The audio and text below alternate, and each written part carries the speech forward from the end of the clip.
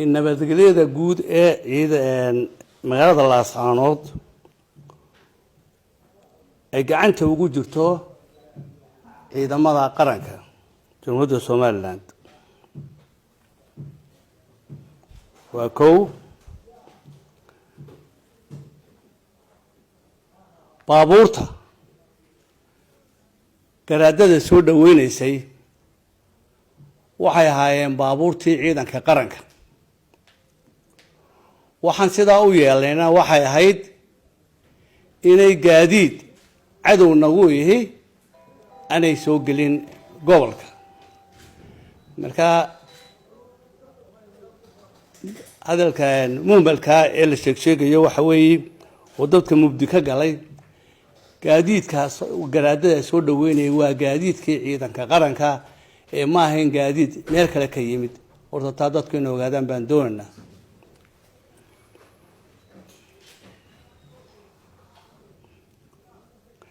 shirweynaha dhaqanka ee gobolka ka dhici doona ciidamada nabadgelyadooda sugaysa waa ciidamada qaranka Jamhuuriyadda Soomaaliland ee gobolkan ku sugan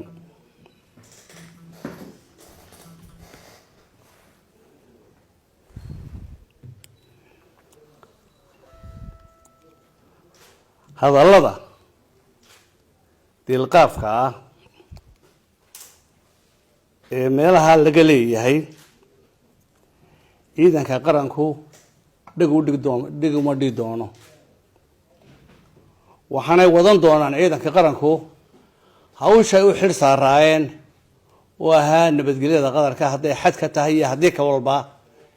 iyo gudahaba inay ilaaliyaan hawshaydii siday ahayd baan u soconnaa hadallada aan habboonayn lagu hadlayna anagu dhig u dhigi mayno dadweynaha reer Sool waxaan leenahay nabadgelyada idiga ku nool qof walba uu baahan yahay nabadda dhulkiina ilaashada oo ilaaliya ciidamada ku jira magaaladana gacan ku siiya waayo nabadu waa rag ogashi amniguna waa muhiim diinteena ay noonaysaa oo noogu horreysay al-amn wal iimaan haddaan amni jirin salaad la tukan maayo maheradi socon mayso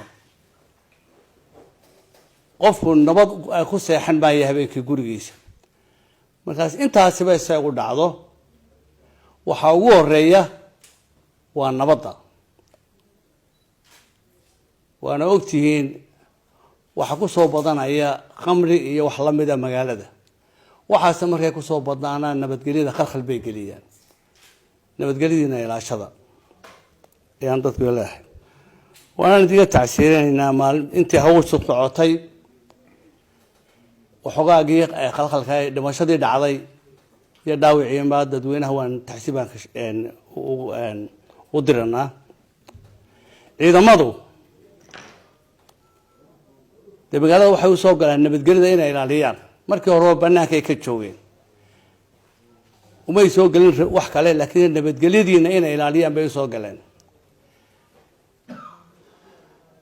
marka hawsha lagu jirana dee khalad uu dhacayaa mid askarta wax ku tuura iyo mid isaga lagu tuuraba khaladku u dhacaya laakiin khaladka dhacaya waxa weeyaan mid lagu sugayo uu nabadgelyada mid wax kale looga jeedo ma ahayn haduu dhacay marka waxa weeyaan taana waan diga taxsiidinayaa ilaahay samiriye iman Allah inaga siiyo cid kasta ehelkoogii iyo ummadda reer Soomaaliland ee ka baxayba waxaan mar labaad ugu celinayaa nabadda inaga ku nool nabadiina ilaashada. Assalaamu calaykum.